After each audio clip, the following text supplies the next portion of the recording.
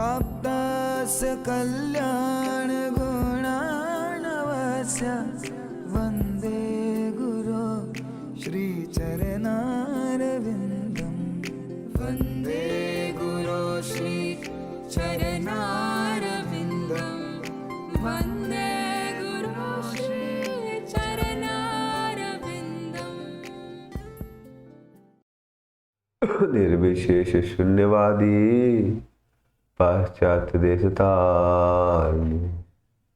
जय श्री कृष्ण चैतन्य प्रभु नित्यानंद श्री अद्वैत गदाधर शिवसदि गौर भक्तवृंद। हरे कृष्णा कृष्णा कृष्ण हरे हरे, हरे राम राम राम हरे हरे। हरे कृष्णा।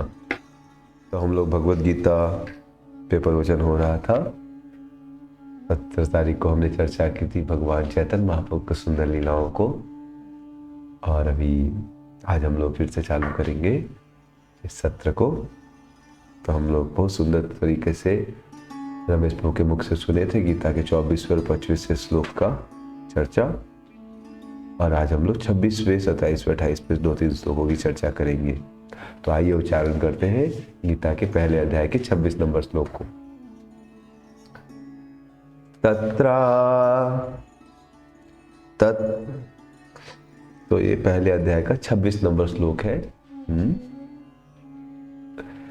तत्रापश्यत् स्थितान् पार्थ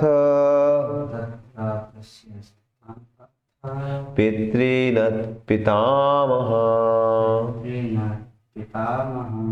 आचार्यान् मातुलान् भ्रातॄन् पुत्रान् पौत्रान् सखींस्तथा श्वशुरान् सुहृदश्चैव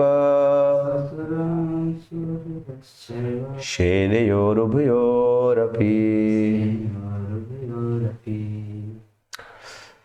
तो अर्जुन ने वहां पर दोनों पक्ष की सेनाओं के मध्य में अपने चाचा, ताऊओं, पितामहों, गुरुओं, मामाओं, भाइयों, पुत्रों, पौत्रों, मित्रों, ससुरों और सब चिंतकों को भी देखा। तो भगवान को अर्जुन ने बोला कि आप मेरे रथ को बीच में ले चलिए, मैं देखना चाहता हूँ कौन कौन लोग मुझसे झगड़ा करने के लिए आए। भगवान ने लेके गए भगवान, और उन्होंने सब अपने चाचाओं को देखा, पितामहों को देखा, गुरुओं को देखा। चाचाओं ताऊ में कौन कौन थे वहां पर? बहुत सारे उनके जो पिता के उम्र के थे, तो उनको देखा। पितामह, भीष्म पितामह की उम्र के लोगों को देखा। साले इत्यादि मामाओं को देखा, और गुरुओं में उन्होंने द्रोणाचार्य को देखा। भाइयों में दुर्योधन आदि को देखा। पुत्रों में बहुत सारे उन्होंने पुत्र, पौत्र, मित्र, ससुरों और शुभ चिंतकों को भी वहां देखा। तात्पर्य पढ़ते हम लोग, अर्जुन युद्धभूमि में अपने सभी संबंधियों को देख सक रहे थे। वो अपने पिता के समकालीन, यहाँ पर चाचा ताऊओं में भूरिश्रवा का नाम आता है, भूरिश्रवा जैसे व्यक्तियों को, और पितामह में भीष्म तथा सोमदत्त जैसे पितामहों को, और गुरुओं में गुरुआचार्य तथा कृपाचार्य जैसे गुरुओं को, और शल्य तथा शकुनि जैसे मामाओं को। भाइयों में दुर्योधन जैसे भाई थे, और पुत्रों में दुर्योधन के जो पुत्र थे लक्ष्मण जैसे पुत्रों, अश्वत्थामा जैसे मित्रों। जब अर्जुन युद्ध सीखा करते थे, कौशल सीख रहे थे द्रोणाचार्य से, उनकी मित्रता अश्वत्थामा से हो गई थी। तो अश्वत्थामा जैसे मित्रों और कृतवर्मा जैसे शुभ चिंतकों को देख सक रहे थे। वो उन सेनाओं को भी देख सक रहे थे जिनमें उनके अनेक मित्र थे। तो देखिए, अर्जुन देखना चाहते थे, वो सोचे थे मैं युद्ध करूंगा, कौन लोग धर्म के विरुद्ध है। और वो जब देखने के लिए गए तो क्या हो गया? जीवन में हम लोग जानते हैं क्या सही है गलत है, लेकिन आप स्थिति इतनी शक्तिशाली होती है कि हमारे मन को विचलित कर सकते हैं, समझ रहे? तो भगवान ये गीता में बहुत ही इम्पोर्टेंट उपदेश दे रहे हैं कैसे स्थिति आदमी को प्रभावित कर सकती है। स्थिति क्या कर सकती है? लोगों को बहुत प्रभावित कर सकती है, समझ रहे? तो अर्जुन सिर्फ देखने गए थे और सोचे थे मैं युद्ध तो करूंगा ही, लेकिन देखने मात्र से क्या हुआ देखिए अगले श्लोक में पता चलेगा। तां समीक्ष्य कौन्तेय सर्वान् बन्धुनवस्थितान् कृपया पर्याविष्टो विषीदन्नम् इदम् अब्रवीत्। जब कुंतीपुत्र अर्जुन ने मित्रों तथा संबंधियों को इन विभिन्न श्रेणियों को देखा तो वो करुणा से अभिभूत हो गए और इस प्रकार बोलने लगे। सोच के तो गए थे कि वो लोग अधर्म का साथ दे रहे हैं, दुर्योधन ने गलत किया, सबने गलत किया, मेरे को धर्म युद्ध करना है। लेकिन जब वहाँ पर गए और सब मित्रों को देखे, संबंधियों को देखे, तो उनका मन डगमगा गया, समझ रहे? अर्जुनवाच दिष्ट्वेवं स्वजनं कृष्ण युयुत्सुं समुपस्थितः सीदन्ति मम गात्राणि मुखं च परिशुष्यति।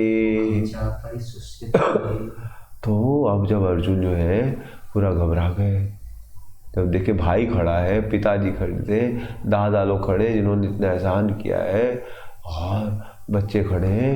अब कृष्ण एकदम अर्जुन बेचारे कांपने लगे और अर्जुन बोले भगवान इस प्रकार युद्ध की इच्छा रखने वाले मित्रों तथा संबंधियों को अपने समक्ष उपस्थित देखकर मेरे शरीर के अंग कांप रहे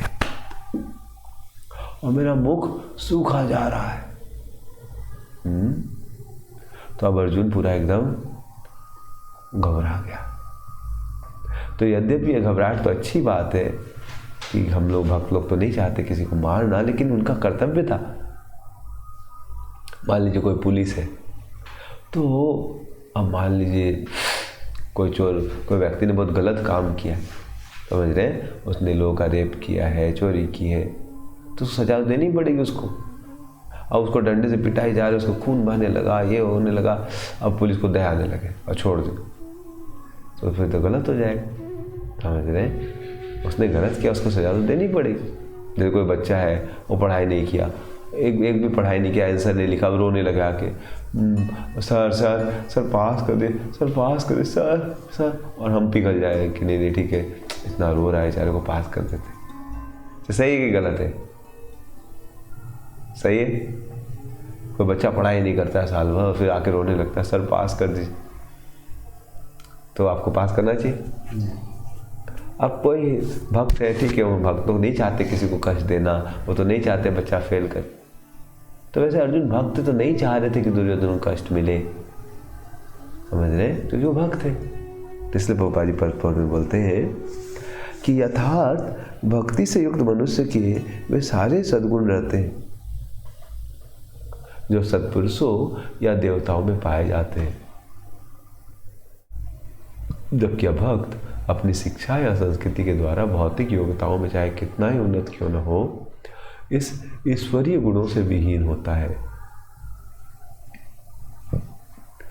अतः स्वजनों, मित्रों तथा संबंधियों को युद्धभूमि में देखते ही अर्जुन उन सबों के लिए करुणा से अभिभूत हो गया जिन्होंने परस्पर युद्ध करने का निश्चय किया था।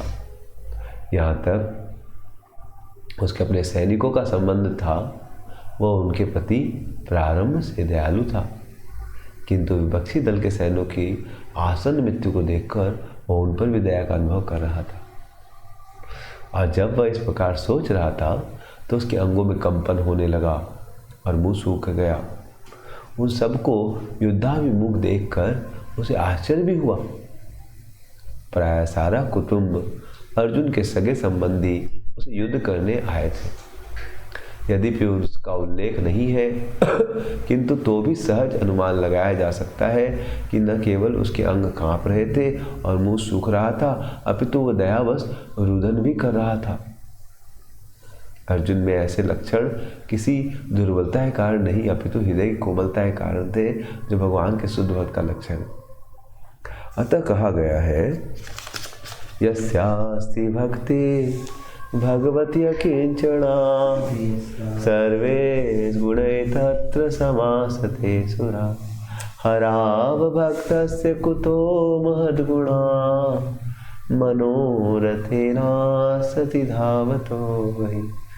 जो भगवान के प्रति अविचल भक्ति रखते हैं उनमें देवताओं के सद्गुण पाए जाते हैं, किंतु जो भगवत भक्त नहीं है उनके पास भौतिक योग्यता ही रहती हैं जिनका कोई मूल्य नहीं होता। इसका कारण यह है कि वह मानसिक धरातल पर मंडराते रहते हैं और ज्वलंत माया के द्वारा अवश्य आकृष्ट होते हैं। तो अर्जुन का स्वाभाविक रूप से पिघल जाना स्वाभाविक था, क्योंकि जैसे मैं बताया कि कोई बच्चा रो रहा है और फेल होने का डर है, उसको पढ़ाई नहीं किया, तो कोई भी टीचर बेचारा अगर अच्छा भक्त टाइप का हो तो पिघल जाएगा, भाई ठीक है गलती हो गई छोड़ दो अब इसको। तो अर्जुन का हृदय पिघल गया, भाई कितना खून खराबा होगा, इन लोग गलती की है तो हम भी गलती कर दे क्या। तो अर्जुन को धर्म का तो ज्ञान था कि भाई उनको सजा मिलना जरूरी था, लेकिन जैसे बच्चा कोई पढ़ाने उसको तो मार्क्स कम देना जरूरी है ताकि वो अगली बार सुधर जाए। लेकिन परिस्थिति आदमी को, और अर्जुन तो भक्त था तो और ज़्यादा वो प्रभावित हो गया, लेकिन वो गलत रूप से प्रभावित हो रहा। उसके अंदर जो दया थी उसी प्रकार से जिस प्रकार से कोई आदमी डूब रहा है और चिल्ला रहा है बचाओ बचाओ बचाओ, और मान लीजिए हम लोग चले जाते और उसके कपड़े को, कुर्ते को बचा के ले आते, बचा लिया और वो डूब गया, तो फायदा क्या हुआ। समझ रहे? वैसे ही अर्जुन उनको शरीर मानने लगा, और अर्जुन शरीर के स्तर पर सोचा था लोग मर जाएंगे मर जाएंगे। तो भगवान बोलते हैं कि भाई ये शरीर के लिए आप सिर्फ दया कर रहे हो, बट उनकी आत्मा के लिए नहीं सोच रहे हो कि उन लोग इतना पाप किया, उनको कितनी सजा मिलेगी, उन नहीं सुधरेंगे तो इसलिए वो माया के अभिभूत हो गया। वे पतुश्च शरीरे में रोमहर्षस्य जायते गांडिवं सस्ते हस्ता त्वक्चैव परिदह्यते। उतना प्रभावित हो गया माया से कि वो बोलने लगा मेरा शरीर कांप रहा है, मेरे रोंगटे खड़े हो रहे हैं, मेरा गांडीव धनुष मेरे हाथ से सरक रहा है और मेरी त्वचा जल रही है। तो देखिए दो तरह की माया होती है। एक माया जो है, मान लीजिए कोई आदमी पाप करता है, वो तो माया है ही। कोई आदमी मान लीजिए नशा करता है, दारू पीता है, तो भी एक तरह की माया है। लेकिन आप मान लीजिए पुलिस हैं और आप सही आदमी को सजा ना दे, वो भी एक तरह की माया है। समझ रहे? तो वैसे अर्जुन तो अच्छा भक्त था, भक्त को भी माया पकड़ सकती है कोई। तो भक्तों को भी सावधान रहना चाहिए। कभी कभी भक्त लोग भी ध्यान नहीं देते हैं तो फिर वो लोग शरीर के स्तर पे चले जाते हैं। इसलिए पोपा जी तात्पर्य में बताते हैं कि अर्जुन भक्त था, सही बात है, उसका हृदय कोमल हो गया। जैसे कोई बच्चा रो रहा है तो स्वाभाविक सी बात है कि मन करता है भाई बच्चा रो रहा है, अरे भाई चलो उसको दे दो खिलौना या जो भी उसको ज़रूरत है। लेकिन आप उसको दे देंगे तो हो सकता है उसकी आसक्ति और बढ़ जाए। शरीर में दो प्रकार का कंपन होता है और रोंगटे भी दो प्रकार से खड़े होते हैं। ऐसा या तो आध्यात्मिक परमानंद के समय या भौतिक परिस्थितियों में अत्यंत भय उत्पन्न होने से होता है। दिव्य साक्षात्कार में कोई भय नहीं होता। इस अवस्था में अर्जुन के जो लक्षण है वो भौतिक भय अर्थात जीवन की हानि के कारण है। अन्य लक्षणों से भी स्पष्ट है कि वह इतना अधीर हो गया है कि उसका विख्यात धनुष गांडीव उसके हाथों सरक रहा है और उसकी त्वचा में जलन उत्पन्न हो रही है। ये सब लक्षण देहात्म बुद्धि से जन्य है। तो बहुत ही महत्वपूर्ण है कि भक्त भी कभी कभी उनका हृदय भक्ति करके कोमल हो सकता है, लेकिन उनको माया कैसा पकड़ती है, उनको शरीर के स्तर पे पकड़ लेती है माया। जैसे अर्जुन तो बहुत अच्छे भक्त थे। अब कोई बोला, कोई मान लीजिए कोई आदमी युद्ध नहीं करना चाह रहा है तो अच्छी बात है ना। तो अर्जुन का गुण बेचारा नहीं युद्ध करना चाह रहा कि नहीं मैं करना चाहता हूं, तो देखा जाए तो अच्छा गुण है। लेकिन अगर और गहराई से देखा जाए तो युद्ध क्यों नहीं करना चाह रहा? क्योंकि वो सोच रहा है कि मेरे भाई बंधु मारे जाएंगे। लेकिन भाई बंधु पाप करे वो नहीं समझ पा रहे। इसको बोलते हैं क्या? शरीर की आसक्ति। और अच्छे अच्छे भक्त भी इसमें फंस जाते। जैसे शास्त्रों में उदाहरण भरत महाराज, वो इतने बड़े भक्त थे। वो बचपन से बहुत सुंदर भक्ति कर रहे थे, बहुत सुंदर राज्य निभाया उन्होंने, बहुत सुंदर तरीके से सब कुछ किया उन्होंने। भरत महाराज बहुत ही अच्छे राजा थे, हर एक व्यक्ति का ख्याल रखते थे, वर्ण आश्रम नियम का पालन करवाते थे। उनके राज्य में सभी लोग धर्मों का नियम पालन करते थे।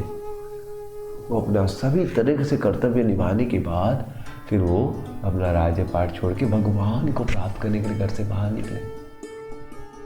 कि दुनिया में कितना ही आप अपने परिवार का सेवा कर लो, लेकिन वो आत्मा को संतुष्टि नहीं देगी।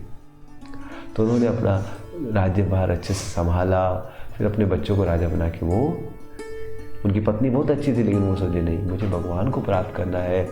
उस उत्तम श्लोक भगवान जो परम श्रेष्ठ भगवान है उनको प्राप्त करना, उनका प्रेम उत्पन्न करना। तो उन्होंने घर छोड़ दिया, राजा का जीवन छोड़ के जंगल चले गए, अपने बच्चों को छोड़ दिया, अपनी पत्नी को छोड़ के वो जंगल में जाके भजन करने लगे। सोचिए सब कुछ अच्छा चल रहा था, लेकिन एक दिन हिरण को देख लिया उन्होंने। एक हिरण शेर के डर से, शेर दहाड़ा तो बेचारी वो शेर जो हिरनी थी वो क्या थी, गर्भवती थी, तो भाग रही थी डर के मारे। तो जब एक नाला आया तो जब कूदी तो उसका गर्भपात हो गया और जो छोटा शिशु हिरण था वो पानी में बहने लगा और हिरण उधर डर के मारे भागे। जब भरत महाराज जो कि इतने भगवान की भक्ति करने से उनका हृदय एकदम कोमल हो गया था, वो जंगल गए थे भगवान को प्राप्त करने के लिए। उन्होंने परिवार को छोड़ दिया, पैसा छोड़ दिया। सोचे पैसे को छोड़ना कितना कठिन। उन्होंने सुविधाओं को छोड़ दी। राजा थे, महल में अच्छा खाते थे, अच्छी उनके पास गाड़ी बंगलो सब कुछ थी। उन्होंने छोड़ के कहाँ गए? भगवान प्राप्ति के लिए कहाँ गए? जंगल गए। और जंगल में जाके किसके पीछे फंस गए? छोटे से बच्चे हिरण को ले आए। चलिए उनको बचाना तो उनका कर्तव्य था, लेकिन वो उसके साथ दिन भर उनको इतना अच्छा लगता था, क्यूट है, और मेरे बिना इसकी रक्षा कौन करेगा? ये दुनिया में सबसे बड़ी माया है कि मेरे बिना दूसरों का क्या होगा। समझ रहे हैं? ठीक है, लोग शादी होती है, बोलते नहीं प्रभु जी हम अपनी पत्नी का ख्याल नहीं रखेंगे तो कौन रखेगा? ठीक है, चलिए सही बात है, आप गृहस्थ जीवन जी लीजिए। फिर थोड़े दिन बाद शादी होने के बाद उनके बच्चे हो जाते हैं। ठीक है भाई, बच्चों की पढ़ाई करानी, ठीक है भाई बच्चों की पढ़ाई करा ली, चलिए बहुत अच्छी बात है। कोई बच्चों का ख्याल रखना, ठीक है भाई कोई बात नहीं, अच्छे से रख ली। फिर बच्चे बड़े हो जाते हैं, चलो भाई अब तो बच्चा पढ़ाई कर लिया, कोई बच्चे की शादी करवानी, अच्छा ठीक है भाई बच्चे की शादी करवा लीजिए। अब तो शादी हो गई, अब क्या पूजी, अब बच्चों के बच्चे होने वाले हैं। क्या होने वाले हैं? पूजी मेरी बेटी अभी घर आई भी है और पूजी उसको प्रेगनेंट हो रहा है, उसका बच्चा होगा। पूजी अभी तो हम लोग बहुत व्यस्त है पूजी, कोई बात नहीं बच्ची का बच्चा करवा लीजिए। समझ रहे? बच्ची का बच्चा हो जाता है। फिर उसके बाद क्या बोलते हैं, बच्ची का बच्चा से फोन में बात होती है, ओ गुड़िया कैसी है, ही समझ रहे, ओ मेरी नाती कितनी अच्छी है, मेरा नाती कितना अच्छा है, मेरा पोता कितना अच्छा है, समझ रहे, मेरा पोता बेंगलोर में है, मेरा पुणे में है, वो मेरे को देखे मेरा खाता नहीं है, कितना अच्छा है, क्या हंसता है ये वो, समझ रहे। तो ठीक है भाई नाती है, चलो अब क्या, अब तो चले भक्ति कीजिए। अब मुझे नाती की शादी करवा देते, क्या करवा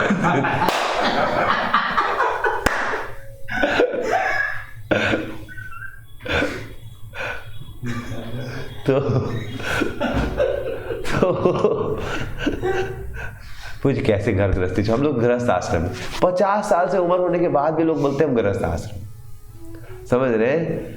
50 साल से ऊपर हो गए लोग, अब वानप्रस्थ आश्रम चालू हो गया, लेकिन लोग क्या बोलते हैं 50 साल की उम्र होने के बाद भी वो हम लोग तो गृहस्थ आश्रम, आपके थोड़ी ना प्रभु जी, हम लोग तो क्या है, समझ रहे हैं, गृहस्थ आश्रम। गृहस्थ आश्रम मतलब लाइसेंस मिल गया कि हमको जो बनना है करना है, कर सकते हैं। हमारे पास क्या लाइसेंस है कि हम नहीं सुधरेंगे, समझ रहे हैं, समझ रहे हैं कि हमको सुधरना नहीं फौजी, हमको अभी तो फौजी क्या करें हम लोग। तो ये किसके समान है? कंबल के समान है। जाड़े में आदमी कंबल में जाता है, बाहर निकलने मन नहीं करता। वैसे भौतिक जीवन ऐसा ही है, कहीं मेरा नाती है फौजी, मेरे बिना कैसे होगा मेरा, हाँ, और जिस दिन आप मर जाएंगे कुछ नहीं होगा, फिर आप हरी बोल हो जाएंगे, समझ रहे? फिर वो नाती कुछ नहीं कर पाएगा, ना आपका पोता कुछ कर पाएगा। वो बोलेगा बेटा कि ठीक है हम 2 दिन रो लेंगे, समझ रहे? 2 दिन नहीं तो 6 महीना रो लेगा, और उससे ज़्यादा क्या समझ रहे? लेकिन फिर भी हम लोग माया में फंस जाते हैं, समझ रहे? कि अभी तो हमको ये करना है, वो करना है, ये करना है, वो करना है, समझ रहे? इसको बोलते हैं अर्जुन भी माया में फंस गए, समझ रहे? भरत महाराज भी माया में फंस गए। उनको लगा कि अगर मैं इस हिरण का ख्याल नहीं रखूंगा ना तो फिर कौन रखेगा इसका ख्याल, समझ रहे? क्या सोचने लगे वो, हिरण का हम ख्याल नहीं रखेंगे तो कौन ख्याल? आप बताइए, वो हिरण का ख्याल नहीं रखता तो क्या हिरण मर जाता है क्या? लेकिन आदमी को ऐसा लगने लगता है कि हम हिरण का ख्याल नहीं रखेंगे तो हिरण का क्या होगा। आप बताइए, इतने सारे जानवर लोग पैदा होते हैं दुनिया में, चींटियां इतनी पैदा होती है, वो उनके क्या माँ बाप ख्याल रखते हैं क्या उनका? समझ रहे? भगवान उनको दे देते हैं जो मिलना होता है, समझ रहे? कितने सारे जानवर हैं जिनके माँ बाप नहीं होते लेकिन उनकी, समझ रहे? आप भी सोचिए, एक बार श्रीधर स्वामी जो थे वो संन्यास लेना चाहते थे, लेकिन उनको परिवार वालों ने बोला कि नहीं, उनकी आपके बच्चे हैं, बच्चे का ख्याल कौन करेगा? तो बेचारे वो कंफ्यूजन में थे। लेकिन उसी समय भगवान की कृपा से उन्होंने देखा कि एक छिपकली जन्म ली, और छिपकली की माँ जो थी वो दीवार में फंस के मर गई। तो छिपकली जन्म ली, वो अकेले, कोई उसका साथ नहीं है, और देखा उसी से एक मच्छर आया बगल में,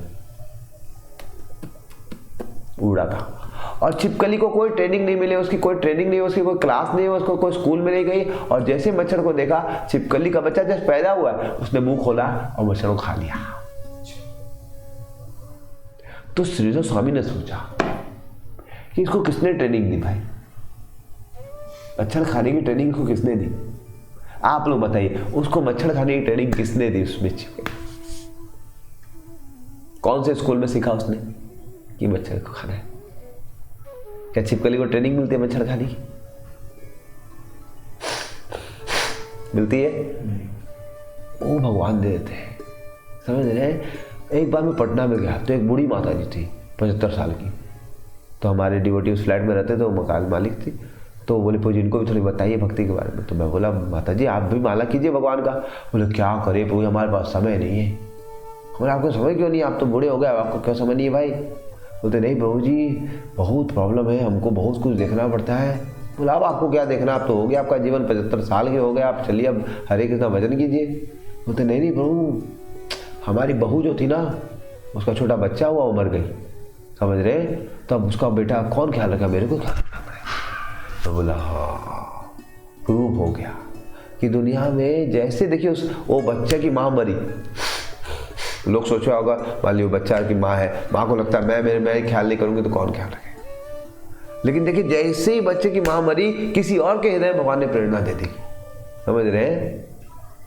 जैसे ही बच्चे की माँ मरी, सोचो यंग बच्चा, यंग माँ थी, 25-30 साल की माँ औरत होगी, वो मर गई बेचारी, तो तुरंत किसके हृदय में प्रेरणा आ गई, किसी और के हृदय में आ गई कि नहीं इस बच्चे का ख्याल करना, वो उसकी दादी ख्याल रखती। तो इस दुनिया में ऐसा सोचना कि हम नहीं रहेंगे तो कैसे किसी का ख्याल होगा, ये क्या है? पागलपन है। क्या है? अरे हम नहीं रहेंगे तभी भी दुनिया चल रही थी, और हम रहेंगे उसके बाद भी दुनिया। इन लोगों को लगता है अरे हम नहीं रहेंगे तो हमारा घर का कोमोड कौन ठीक करेगा? क्या रे पूजी आ जाइए थोड़ा दिन के लिए आप भक्तों के संग में रही। पूजी अभी तो हमारे घर का कोमोड ठीक चलो, मिस्त्री नहीं आते पूजी। वो मिस्त्री 2 दिन से नहीं आता, हम क्या करें पूजी, समझ रहे? अरे तो ये दुनिया ऐसी दुनिया है, समझ रहे हैं। तो भरत महाराज भी क्या हो गया, हमारे भरत में थोड़ा आसक्त हो गए। वो सोचने लगे हिरण का हम ख्याल नहीं करेंगे तो कौन ख्याल करेगा, और हिरण में आसक्त हो गए। वो क्या हो गया, सब कुछ छोड़ छाड़ के निकले थे। कहाँ गए थे, भगवान को प्राप्त करने। और क्या प्राप्त किया, हिरण को प्राप्त किया। समझ रहे, कोई गया था मान लीजिए कहीं पर सोना लाने और लेके आया क्या, मिट्टी। समझ रहे, तो मूर्खता वाली बात है। गए थे भगवान को प्राप्त करने, क्या प्राप्त किए, प्राप्त किया कि हिरण को प्राप्त किया। हिरण भी नहीं मिला, वो भी भूला गया बेचारा। समझो, फिर रोने लगे, हिरण कहाँ चला गया, हिरण कहाँ चला गया, हे भगवान मेरा भाग्य इतना खराब है, लगता मैंने हिरण का अपराध कर दिया, हिरण मुझसे बहुत दुखी है लगता है, हिरण कहाँ चला गया, हे भगवान मेरी कृपा करके हिरण को दिला दो, ये करो। और फिर मरते मरते किसका स्मरण करके मरा, हिरण का जन्म स्मरण करके मरा, तो फिर से हिरण बना। तो इस मनुष्य जीवन मिला है भक्ति करने के लिए, भगवान को प्राप्त करने के लिए, और हम ध्यान नहीं देंगे तो हम कोई चीज में आसक्त हो जाएंगे। तो फिर हमको फिर क्या करना पड़ेगा, हम घर गृहस्थी से आसक्त हो जाएंगे। तो फिर घर में हो सकता है चिलचट्टा बन के पैदा करना पड़े। समझ रहे, घर में हो सकता है सांप बन के पैदा हो या कुत्ता बन के पैदा हो आसपास। तो इसलिए ज्यादा आसक्ति नहीं। ठीक है, समय होता है, 50 साल तक अपना समय निभाना चाहिए, बीवी बच्चों की शादी करके फिर भक्ति करनी चाहिए। ऐसा नहीं कि हम बस लगे रहे कभी खत्म। तो अर्जुन हमारे क्या हो गए, युद्ध भूमि में आसक्त हो गए। समझ रहे, और वो सोचने लगे अब क्या होगा, मैं इसे कैसे युद्ध कर सकता हूँ।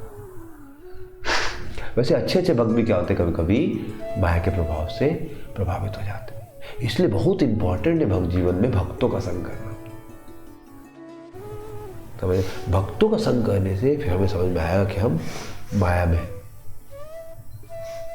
तो भरत महाराज फिर अगले जन्म में, जो कि उनकी भक्ति अच्छी की थी, तो भगवान की दया से हिरण का शरण लिए, लेकिन भगवान की कृपा से उनको स्मरण रहा। और इस जन्म में हमेशा वो हिरण का शरीर लिए, लेकिन वो पुला आश्रम में जहाँ भक्त लोग रहते थे उनके आसपास घूमते थे और भक्तों का संग किया करते थे। तो जीवन में बहुत महत्वपूर्ण है कि भक्तों का संग किया जाए। और दूसरा ये भी हम लोग समझ सकते हैं किस प्रकार से अच्छे भक्त माया में चले जाते हैं। इसलिए हमें बहुत जरूरी है कि हम लोग अपनी भक्ति को दूसरों को बांटें। कई अच्छे भक्त होते हैं लेकिन उनको कोई कुछ बोलता नहीं, तो बेचारे माया में। इसलिए जरूरी है कि हम डिवोटी लोगों को फोन करते रहे, उनको फोन कर कैसा चल रहा है आपका भक्ति, उनको थोड़ी प्रेरणा दें। अगर आप अच्छी भक्ति करें तो दूसरों को प्रेरणा देनी चाहिए। और आप अगर भक्ति नहीं कर रहे तो आप साधु संग कीजिए, ताकि आपकी भक्ति फिर से प्रेरित। और आपको जब अच्छा लग रहा तो आप दूसरों को भी बोलिए, भाई आपकी भक्ति कैसे चल रही है, उनसे पता कीजिए, उनको भी प्रयास कीजिए कि हम भक्ति बांटें। तो इस प्रकार से हम लोग आज ये समझे। किसी का कुछ प्रश्न है तो पूछ सकते हैं।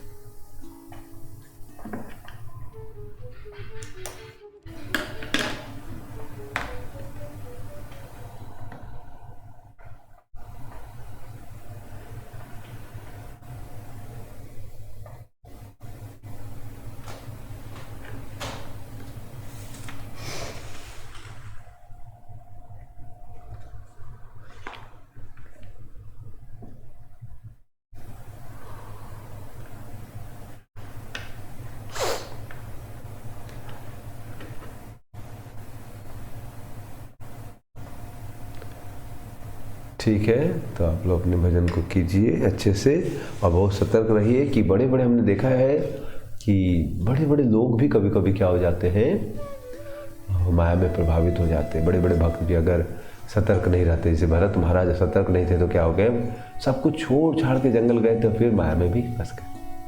तो इसलिए भक्तों को हमेशा प्रभुपाद जी की पुस्तक को पढ़ना चाहिए और खास करके साधु का संग करना चाहिए और दूसरों को भी बांटने का प्रयास करना चाहिए। जैसे हम यमुनाचार्य के जीवन से भी देखते हैं कि वो भी माया में फंस गए, बहुत बड़े राजा हो गए, बचपन में बहुत भक्ति की, लेकिन फिर जब राज्य पाठ मिल गया, वैसे बहुत बार लोग बहुत अच्छी भक्ति करते वॉइस में, लेकिन जब जॉब में चले जाते हैं तो फिर व्यस्त हो जाते हैं, बुरा संग कर लेते हैं, तो भौतिक चीज़ इतना व्यस्त हो जाते हैं, माला कम करने। तो इसलिए कर्तव्य बनता है साधुओं का, बाकी पेरेंट्स का, कि बच्चों को देखते रहें उनकी भक्ति चल रही है कि नहीं। आपकी भक्ति नहीं चल रही तो आप भी साधु संग कीजिए, आपकी भक्ति चल रही तो हम देखना चाहिए दूसरों की भक्ति भी चलती रहे। फिर कब माया किसी को पकड़ देती है बड़ा मुश्किल है बोलना। हरे कृष्णा, श्रील प्रभुपाद की जय। प्रियंका क्वेश्चन। हरे कृष्ण। बोल रहे थे कि ये मरने के बाद 12-13 दिन का ये नियम क्यों रहता है, और फिर उस टाइम पे पूजा नहीं किया जाता है, भगवान को नहीं छू सकते, ऐसा क्यों ये सब? ओके, तो इसको छूतक बोलते हैं। इसको क्या बोलते हैं? छूतक बोलते हैं। तो इसमें करीबन 10 दिन का छूतक होता है और फिर 2 दिन उसके बाद एकादशी, और 11 और 12 दिन में फिर ब्राह्मण को दान दिया जाता है, और 12वें दिन फिर भोज कराया जाता है। तो ऐसा इसलिए होता है क्योंकि आदमी बहुत शरीर से आसक्त होते हैं। जब आदमी शरीर से बहुत, जैसे मेरा एक स्टूडेंट की माँ गुजर गई तो इतना रोने लगा, इतना रोने लगा, इतना रोने लगा, तो एकदम रो रो के पागल हो गया। और उसके फैमिली बोले भाई 12 दिन से रो ही रहा है, रुक ही नहीं रहा है। तो माँ हॉस्पिटल में थी, फाइनली मर गया, तो शांति नहीं हो रहा था। तो फिर मैं उसके पास गया था, तो उसकी माँ गुजरी। तो उससे बहुत प्रभावित होता है, जिससे आप दिन रात जिसके साथ रहे हैं। इस दुनिया में कोई जानवर भी किसी के साथ रहता है तो आदमी चला जाता है तो लगता है कि अभी भी है। तो वैसे कोई आदमी के साथ आदमी बहुत साल बिताता है तो उससे एक आसक्ति हो जाती है, समझ रहे? जैसे मैं 2-3 दिन बाहर था, मायापुर था, तो जब आया तो बहुत लोग गाँव वाले बोले जी आप नहीं थे तो अच्छा नहीं लग रहा था। तो स्वाभाविक सी बात है, किसी के साथ भी रहने से थोड़ी क्या होती है, आसक्ति हो जाती है। तो जब आसक्ति बहुत गहरी होती है कुछ रिश्तों में, तो आदमी वो गुजर भी जाता है तो उसकी याद आती रहती है। और उसको तो कभी कभी क्या होता है, वो उसका मेंटल बैलेंस खराब हो जाता है। उसका शरीर यहाँ पर रहता है लेकिन मन उस आदमी में चला जाता है। तो मरने के बाद कुछ उसकी मानसिक स्थिति जो है अशुद्धि हो जाती है, और मानसिक अशुद्धि शरीर में भी उसका फर्क पड़ता है। कभी कोई रोने लगा एकाएक, समझ रहे, उसका होश खराब हो जाता है। तो इसीलिए उसको बोला गया कि भाई उस समय उसको भगवान की पूजा ना करे तो ज़्यादा उचित है। क्योंकि भगवान की पूजा करने जाएगा, मान लीजिए मंदिर में आरती हो रही है, मंदिर में चला गया वो, अब कोई उनके सामने भगवान की आरती लेके आके लीजिए, और उसका मन मान लीजिए कहाँ है, अपने रिश्तेदार में है, तो हो सकता है भगवान की आरती का आदर न करे, तो उसके लिए अपराध हो जाएगा। इसलिए 10 दिन बुलाया जाता है कि आप मंदिर में प्रवेश न करें या भगवान की कुछ जो ड्यूटी सेवा है वो न करें, क्योंकि छूतक हो जाता है। आजकल तो लोग अपने परिवार वालों से आसक्ति नहीं होते तो कोई रोता ही नहीं है, तो उनके लिए ज़्यादा फर्क नहीं पड़ता है। लेकिन ये सब वैदिक नियम थे। लेकिन उसमें गरुड़ पुराण में ये भी दिया गया है कि जो भक्त हो जाते हैं या मान लीजिए जो परिवार वाले हैं, उनकी उस समय उनको गरुड़ पुराण सुनना चाहिए भक्तों के द्वारा, ताकि वो जो शरीर से उनकी आसक्ति है उस समय बहुत अच्छा है घटने की। बिकॉज उस समय उनकी बहुत ज़्यादा आसक्ति कि वो तो रोज़ अपनी पत्नी को देखता था, माँ को देखता था, गुजर गई मान लीजिए, तो रोता रहता कहाँ गई कहाँ गई। तो उस समय वो भक्ति लेने के लिए बहुत अनुकूल होता है मन, कि भाई तुम्हारी माँ तो थी, कहाँ चली गई बोलो, तो समझ में आता है कि उस शरीर में आत्मा थी। तो उस समय शास्त्र में हर स्थिति में भक्ति देने का प्रयास किया जाता है, तो उस समय उसको भक्ति देने के लिए बहुत अनुकूल होता है। तो अपने आंखों से देखा कि अरे माँ थी चली गई, तो उसको समझ में आता है नहीं शरीर नहीं, हम लोग आत्मा है। तो उस समय उसको दिव्य ज्ञान देना बहुत अच्छा आसान होता है। इसीलिए 12 दिन क्या होता था, उसके घर में गरुड़ पुराण पढ़ी जाए, गीता पढ़ी जाएगी, ताकि उस समय जैसे मेरे स्टूडेंट की मदर गुजर गई तो उस समय वो बहुत ध्यान से, फिर मैं 2 दिन था उसके साथ, तो वो उसकी बहन सब लोग बहुत ध्यान से सुन रहे थे, बहुत अच्छे सुने वो लोग। फिर मैं बोला मैं तो व्यस्त हूँ, तो 10 दिन वो खुद से पढ़ने लगे और बहुत उसको अनुभव हुआ, दिव्य अनुभव हुआ। तो इसीलिए यह समय बहुत अनुकूल होता है। और तो भक्तों के लिए उतना ज़्यादा महत्वपूर्ण नहीं होता। भक्त तो जानते कि हम शरीर आत्मा है, तो वो लोग उस समय और ज़्यादा कीर्तन करते, भजन करते, ताकि दूसरे की आत्मा को भी फायदा हो। लेकिन सबसे ज़्यादा अपने आप को होता है। जब हम लोग उस समय गरुड़ पुराण सुनते हैं तो हमारे मन में क्या होता है, भगवत भक्ति आती है। और साथ ही साथ अगर हम उनकी आत्मा को मदद, बिकॉज 12 दिन उसकी आत्मा भटकती रहती है, वो अभी उसको अभी नया शरीर नहीं मिलता है, समझ रहे। 12 दिन तक वो वेटिंग पीरियड होता है, आत्मा वहीं पर रहती है आसपास।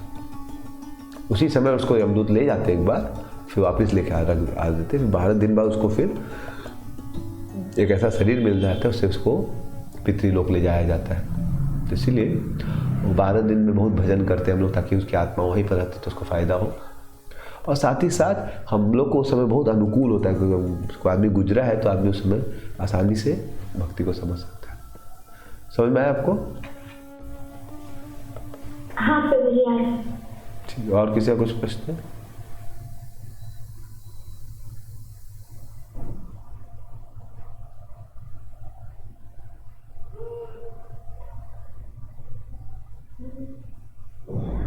यस संजय प्रभु।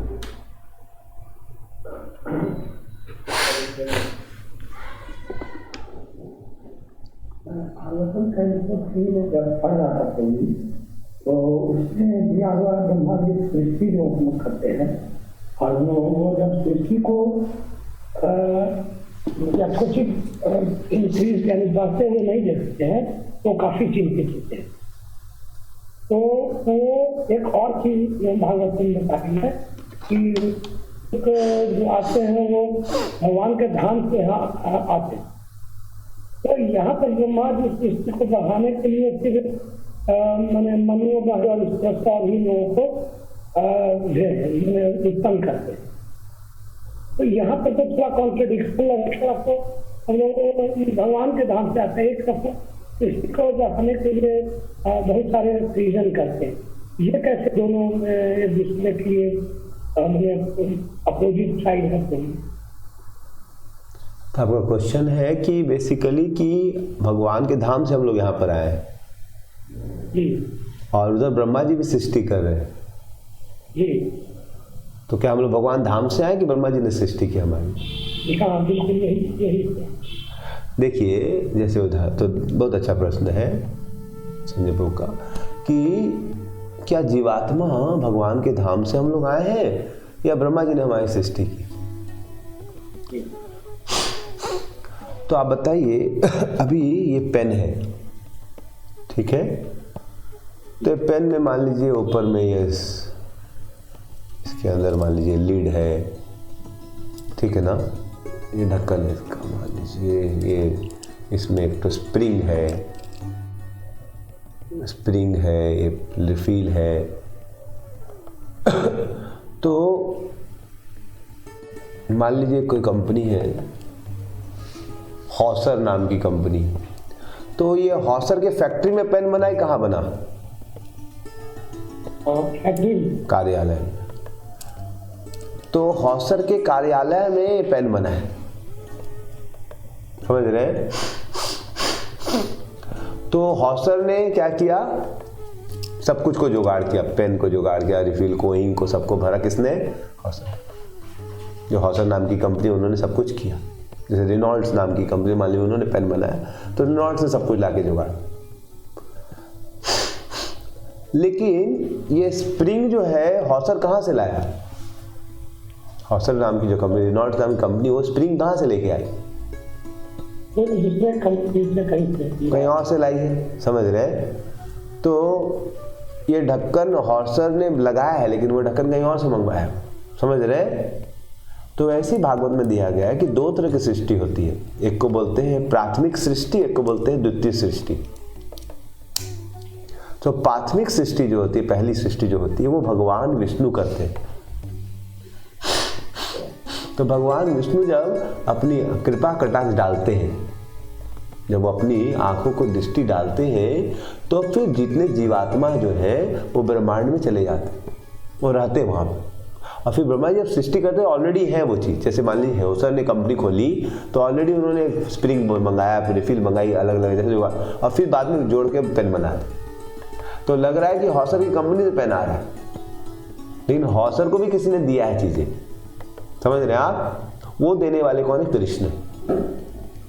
तो हम लोग भगवान के धाम में थे लेकिन जब भगवान से विपरीत होना चाहते तो फिर भगवान हम लोग को अपनी ग्लांस के थ्रू ब्रह्मांड में डाल देते। फिर ब्रह्मा जी हम लोग को हमारे कर्मों के अनुसार, किसी एक कर्म के अनुसार, मान लीजिए उसको ब्रह्मा होना है तो ब्रह्मा हो जाता है, किसी कर्म के अनुसार उसको इंद्र होना है, इंद्र होता है, किसी कर्म के अनुसार उसको मुनि होना है, मुनि होता है। तो ब्रह्मा जब सृष्टि करते हैं सांपों की, तो ऑलरेडी वो जीव जो थे उनके कर्मों के अनुसार ही उनको सृष्टि वहाँ पर होती। समझ गया? रमेश को कुछ बोलना चाह रहे, बोलिए।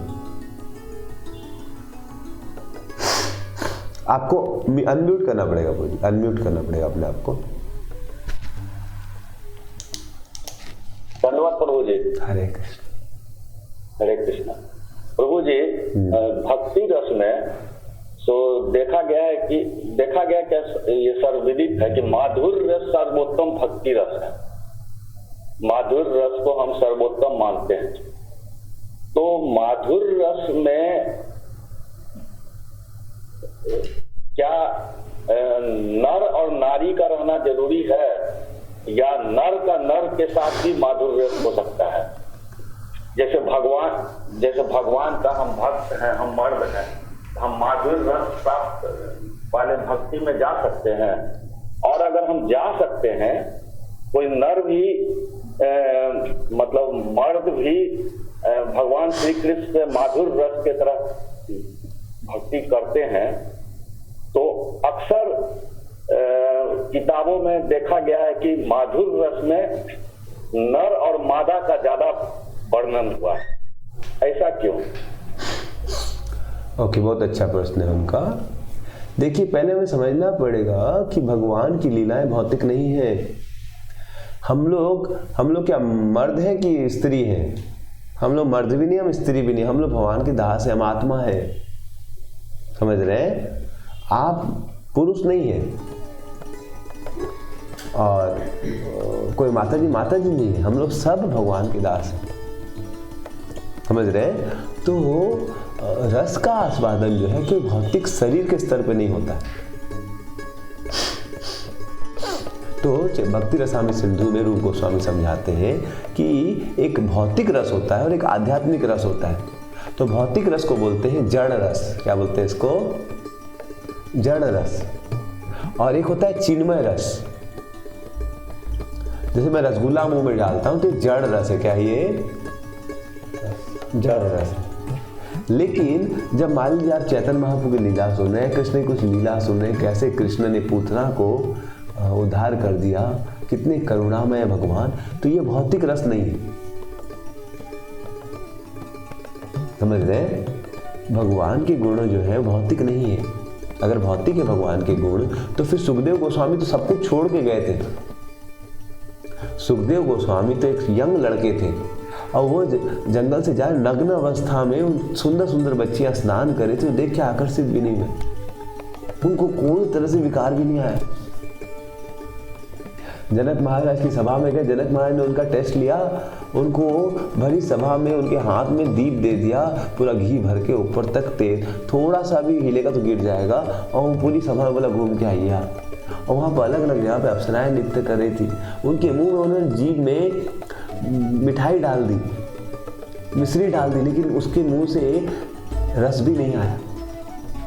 तो वो व्यक्ति पूर्ण रूप से भौतिक स्तर से ऊपर थे, फिर भी वो जब कृष्ण की लीला को सुने तो आकर्षित हो गए। तो इसका मतलब भगवान की जो लीला है वो भौतिक नहीं, क्या है? दिव्य। तो वो शरीर के ऊपर निर्भर नहीं करती है।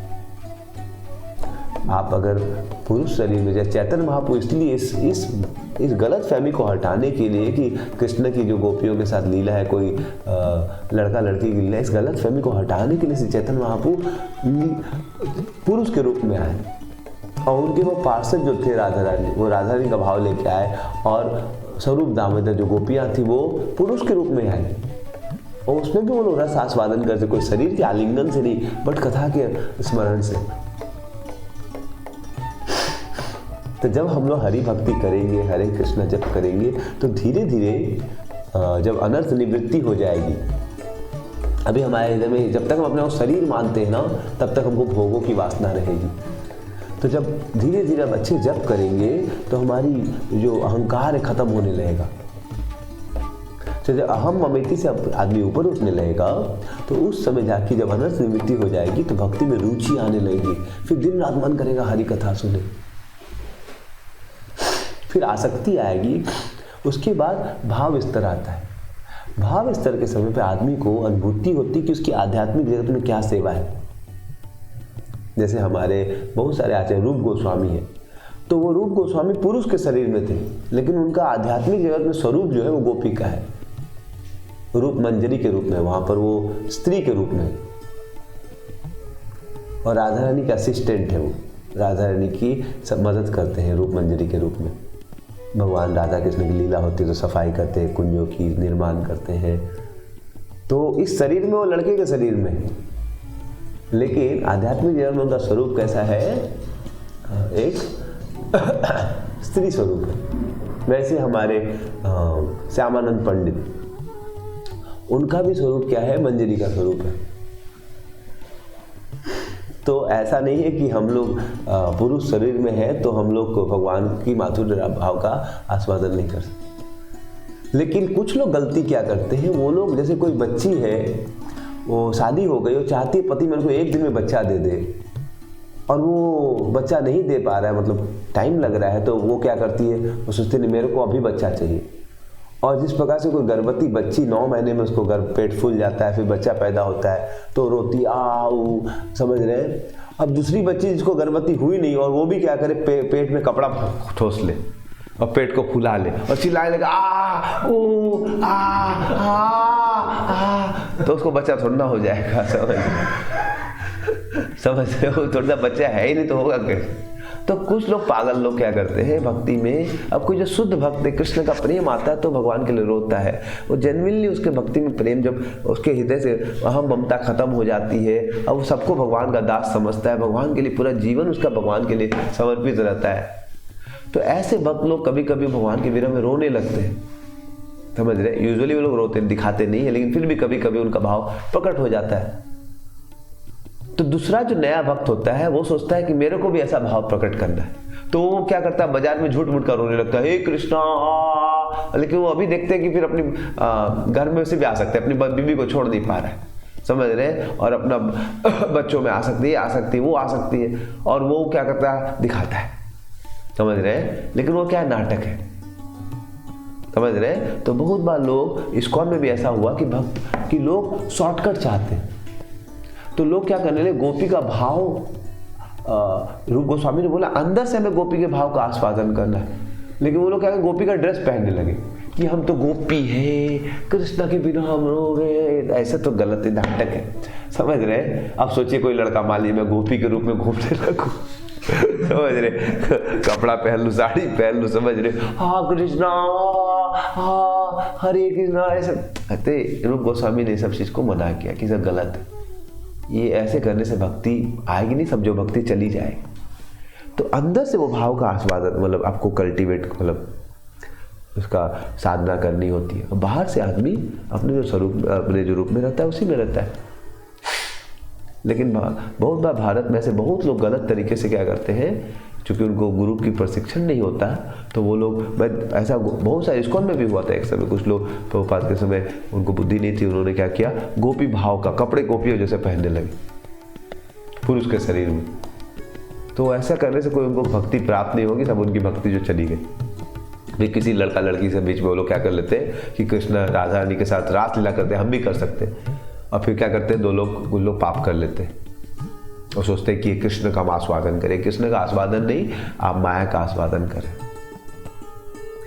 ऐसा होता है, तो इसीलिए हमें सतर्क रहना है, हमें अपना अच्छा जप करना है, हरे कृष्ण कृष्ण कृष्ण हरे हरे, हरे राम राम राम हरे हरे, हरे कृष्ण कृष्ण कृष्ण हरे हरे, हरे राम राम। यहाँ है सर्व सिद्धि। अगर आप निरपराध नैवे कृष्ण नाम, अगर आप निरपराध नाम लेने से अब सब सिद्धि अपने आप हो जाएगी। गुरु का आदेश है बढ़िया से नाम लेना, तो बढ़िया से नाम लेना चाहिए और प्रचार करना चाहिए। चैतन्य महाप्रभु का आदेश है कि हम प्रचार करें, तो जो आदमी बढ़िया से नाम लेगा, गीता भागवत पढ़ेगा, दूसरों को बताएगा, उसके हृदय में अपने आप से भगवान के प्रति जो प्रेम उदित होने लगेगा। वो किसी को दिखाएगा नहीं। जैसे कोई पतिव्रता स्त्री होती है, तो अपने पति के भाव को, प्रेम को सबके सामने दिखाती कि नहीं मैं पति को बहुत प्रेम करती हूँ, वो उसका प्राइवेट होता है, समझ रहे हैं। तो वैसे ही जो शुद्ध भक्त हो जाते हैं, जो भक्त शुद्ध होने लगते हैं, निष्ठा रुचि के बाद उनके अंदर भगवान का भाव उदित होने लगता है, लेकिन वो दिखाते नहीं कहीं कि सबके। कभी कभी वो प्रभुपाद जी कभी आंसू आ जाते थे आँख से, दिख जाते, लेकिन ऐसे कभी पब्लिक में कोई जो बड़े भक्त हैं कभी दिखाते नहीं है सब चीज़, समझ रहे। तो आपका प्रश्न का उत्तर यही है कि ऐसा नहीं कि पुरुष के शरीर में हमें गोपी भाव नहीं आ सकता है। और ऐसा भी नहीं है कि हमें स्त्री के शरीर में बहुत सारी स्त्रियां हैं, लेकिन हो सकता है भगवान की मित्र हो गोलोक लीला में। लेकिन सब अपने आप आएगा कब? आप हरे कृष्ण कृष्ण कृष्ण हरे हरे, हरे राम राम राम अच्छे से कीजिए और प्रचार कीजिए, और गीता पढ़िए, भागवत पढ़िए। अपने आप जो उदित होगा वो आपका हृदय स्वरूप जो है वो मोटा मोटी आसक्ति के स्तर पर दिखने लगता है। और हमारे रूप गोस्वामी, सनातन गोस्वामी सब स्वरूप सिद्ध थे, लेकिन इस्कॉन बहुत बार बहुत सारी संस्थाओं में वो लोग बहुत चीटिंग करते हैं। देखिए, जब हृदय को शुद्ध करना बड़ा मुश्किल होता है, काम वासना क्रोध वासना शुद्ध करना बड़ी मुश्किल होती है, तो बहुत लोग बोलते हैं इस्कॉन में तो सही से आप लोग बस हरे कृष्णा करने बुलाया जाता है, आप लोग स्वरूप सिद्धि के बारे में नहीं बताया जाता है। अब स्वरूप सिद्धि देखिए, जब आप पूर्ण रूप से शुद्ध हो जाएंगे तब अपने आप गुरु की कृपा से आपको भी रिवील होगी, आपको भी अनुभूति होगी, और फिर आदमी उसके आगे उसके अपने आप स्वरूप सिद्धि में आगे बढ़ सकता है। लेकिन इसको झूठ मूठ का कोई बच्चा, जैसे मान लो वो वाइफ प्रेग्नेंट ही नहीं हुई, उसको झूठ मूठ का कपड़ा दबा के तो रोना सिखा दिया जाए, तो उसमें बच्चा थोड़ा ना होगा। वो नाटक करना सीख सकते, रोना सीख सकते, लेकिन बच्चा है नहीं तो होगा नहीं। तो वैसे ही जब आदमी गुरु के संग से, वैष्णव संग से अच्छे से हरि नाम लेगा, भगवान से अपना रिश्ता जोड़ेगा, तो अपने आप वो भक्ति उदित हो जाएगी। हमें कोई इसके लिए ज़्यादा हड़बड़ाने की जरूरत नहीं। ठीक है, आपको उत्तर मिला प्रभु जी? हरे कृष्ण। हाँ प्रभु। ठीक है, हरे कृष्ण। हम लोग यहाँ पर शेष करेंगे, 4 बजे से हमारी दूसरी क्लास है। हरे कृष्ण कृष्ण कृष्ण हरे हरे, हरे राम राम राम। यस्य प्रसादो भगवत् प्रसादो, यस्य प्रसादो नगति कुतोऽपि, ध्यायास्तु वास्तस्य यशस्ति सन्द, वन्दे गुरो श्रीचरणा